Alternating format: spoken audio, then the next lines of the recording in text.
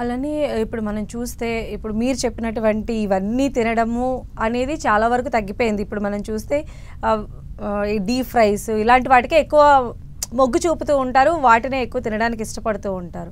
అయితే ఇలాంటి ఆహారపు అలవాట్లనేది మనం ఎప్పటి నుంచి అలవరుచుకున్నట్లయితే మీరు చెప్పేటువంటి దీర్ఘకాలిక వ్యాధుల వరకు కూడా మనం వెళ్లకుండా అడ్డుకోగలం, కొంచెం అట్లీస్ట్ సస్టైన్ చేయగలం?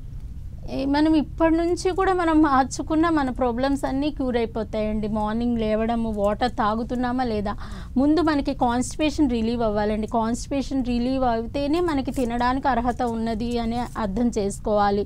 తర్వాత వాకింగ్, ఫిజికల్ ఎక్సర్సైజ్. మనం ఎంత డైట్ కంట్రోల్ చేసినా, ఎంత డైట్ తీసుకున్నా మనకి మజిల్ మాస్ బిల్డప్ అవ్వాలి అంటే కంపల్సరీ ఫిజికల్ యాక్టివిటీ ఉండాలండి. ఫిజికల్ యాక్టివిటీ లేకపోతే, అందుకని చూడండి హాస్పిటల్లో బెడ్ రిడన్ పేషెంట్స్ చూస్తే వాళ్ళలో మజిల్ మాస్ తగ్గిపోతూ ఉంటుంది. ఎందుకంటే వాళ్ళు యాక్టివిటీ ఏమి ఉండదు.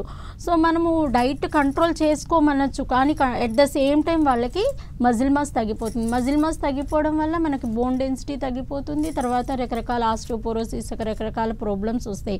సో కాబట్టి మనము హ్యాబిట్స్ ఇప్పటి నుంచి చేంజ్ చేసుకొని మనము ఏంటంటే, చాలామంది ఏం చేస్తారంటే రకరకాల ఫాల్స్ డైట్స్ అంటే లాంగ్ గ్యాప్స్ ఇచ్చేస్తూ ఉంటారు, రకరకాలు ఫాలో అవుతూ ఉంటారు.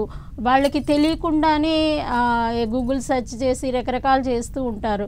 సో ఇటువంటివి చేయడం వల్ల మనకి రకరకాల ప్రాబ్లమ్స్ వస్తాయి. కాబట్టి మనము ఇన్ టైంలో తింటున్నామా లేదా అంటే, ఎప్పుడు లాంగ్ గ్యాప్స్ ఇవ్వడం వల్ల ఏం చేస్తామంటే మనకి తెలియకుండానే నెక్స్ట్ మీల్ ఎక్కువ తీసేసుకుంటాము. చాలామంది ఇంటర్మీడియట్ ఫాస్టింగ్ అని చేస్తూ ఉంటారు.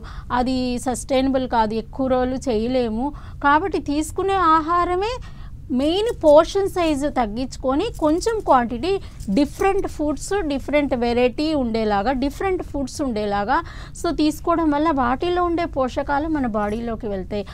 ఆ కుకింగ్ కూడా మనం ఎట్లా చేయాలి, డీప్ ఫ్రైడ్ కాకుండా స్టీమింగ్, బేకింగ్ అట్లాంటివి చేసుకొని మనం జాగ్రత్తగా మన ఆహార విధానము, మన లైఫ్ స్టైల్ మార్చుకుంటే ఇప్పటి నుంచి చేసుకున్నా కానీ మనము ప్రాబ్లమ్స్ అన్నీ, అందుకనే డయాబెటిక్ రివర్సల్ అంటూ ఉంటారు కదండి. మన ప్రాబ్లమ్స్ అన్నీ కూడా ఈవెన్ హైపర్ టెన్షన్ కానీ, ఈ గార్లిక్ అట్లాంటివి తీసుకొని ఆహార విధానంలో మార్పులు చేసుకొని మన రోగాలు కంట్రోల్ చేసుకోవచ్చు యాజ్ ఎర్లీ యాజ్ పాసిబుల్. మనకి అయ్యో వచ్చేసింది, మనకి రోగం వచ్చేసింది, ముదిరిపోయింది, ఇంకా ఏమి చేయలేము అనుకోక్కర్లేదు. కంపల్సరీ మనం ఇప్పటి నుంచి చేసుకున్న మన ప్రాబ్లమ్స్ అన్నీ మనం క్యూర్ చేసుకోవచ్చు. కానీ ఎటువంటి ఆహారం తీసుకోవాలి, మన ప్రాబ్లం ఏంటి, దేనివల్ల మనకి ఇన్ఫ్లమేషన్ ట్రిగ్గర్ అవుతోంది అనేది తెలుసుకొని దానికి తగ్గట్టు మన ఆహార విధానం మార్చుకోవాలి. అయితే